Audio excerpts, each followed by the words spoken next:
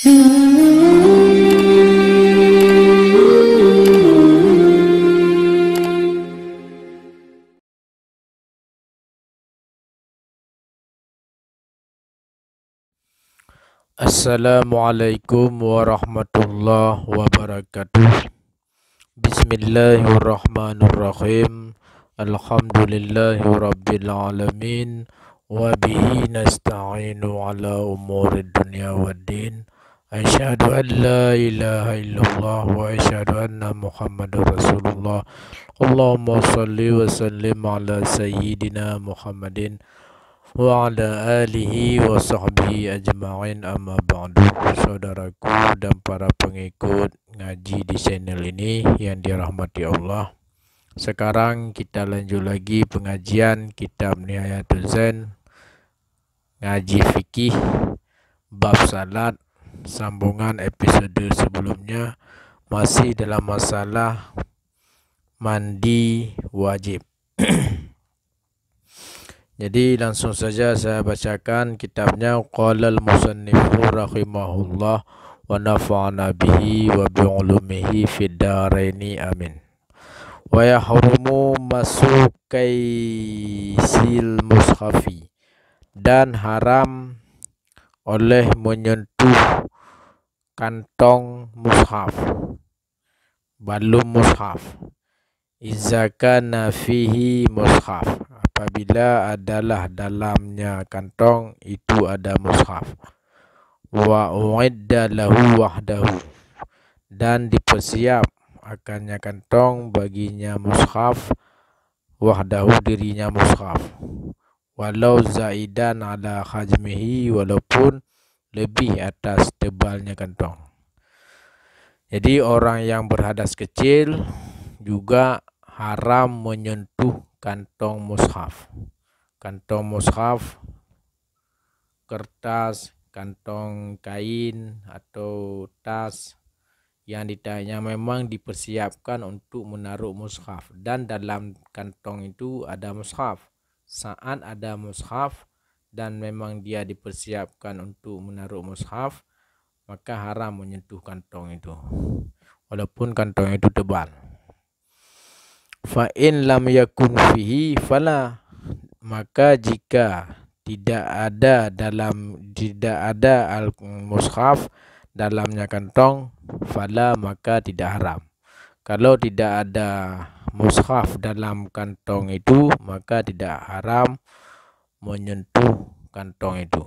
Nah, au kana ghaira muaddin lahu, atau adalah kantong itu tidak dipersiapkan baginya mushaf. Wa kana kabiran urfan, dan adalah ia itu besar pada uruf. Fala yahrum, maka tidak haram oleh menyentuh illa masa mahazi lahu faqat, kecuali menyentuh yang setentang baginya mushaf saja.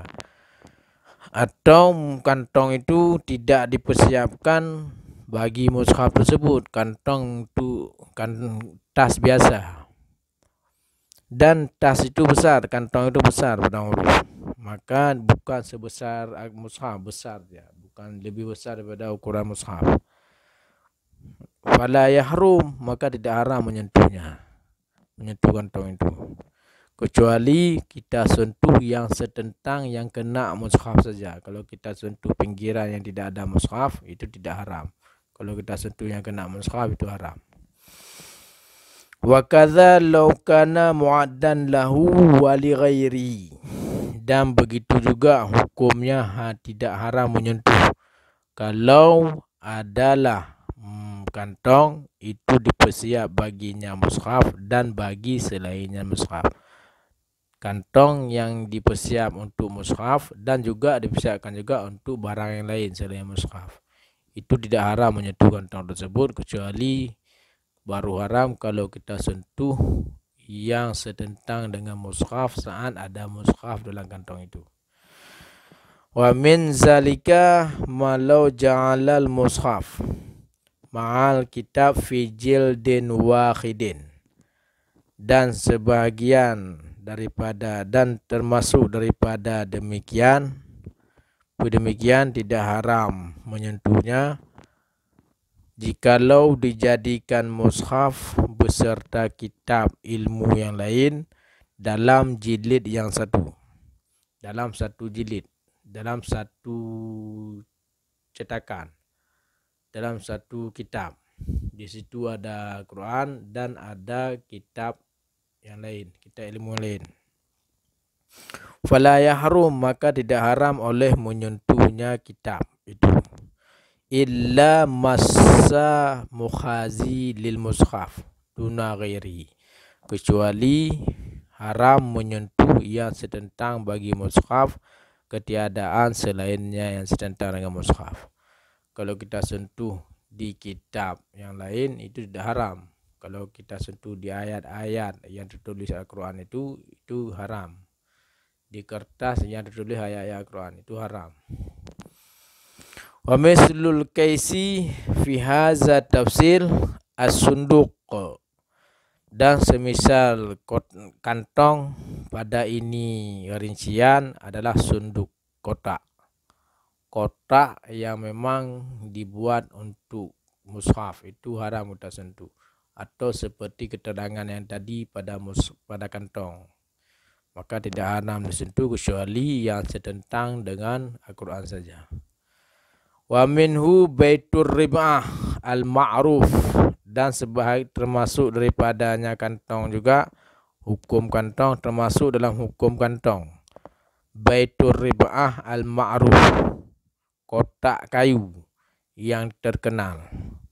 Fala fayahrum masuhu, maka haram oleh menyentuhnya kotak kayu in kana fihi ajza o ba'duha, jika adalah dalamnya kotak kayu ada juzu-juzu Al-Quran atau sebahagian juzu-juzu Al-Quran. Amma kursi, adapun kursi, fa in kana saghiran, jika adalah kursi itu kecil, kalladzi yakunu fil makatib, seperti yang adalah kursi pada meja, kana alaihi mushaf, ya, dan adalah atasnya kursi itu mushaf, harama masu ayu juz'in minhu, seri mana juzuk daripadanya kursi. Kalau kursi kecil ada mushaf di atas kursi, maka haram kita sentuh juzuk mana saja daripada kursi itu. Nah, wa in lam yakun alaihi mushaf fala, maka jika tidak adalah atasnya kursi itu mushaf, maka tidak haram kita sentuh kursi itu. Wa in kana kabiran, dan jika adalah kursi itu besar, kursi besar, ka kursi alladzi, seperti kursi yang duduk atasnya kursi, yang duduk oleh seorang atasnya kursi, fala yahrum, maka tidak haram oleh menyentuhnya. Kalau kursi besar seperti kursi untuk duduk orang, ditaruh Al-Quran di atasnya, maka tidak haram menyentuh kursi itu. Nah, baru haram kalau kita sentuh Al-Quran, mushaf. Begitu. Nah, demikianlah hukum hari ini tentang menyentuh kantong atau kotak yang dipersiapkan untuk menaruh Al-Quran. Wallahu a'lam bishawab. Kalau ada pertanyaan silakan ditanya di kolom komentar di bawah. Wabillahi taufiq wa hidayah. Assalamualaikum warahmatullahi wabarakatuh.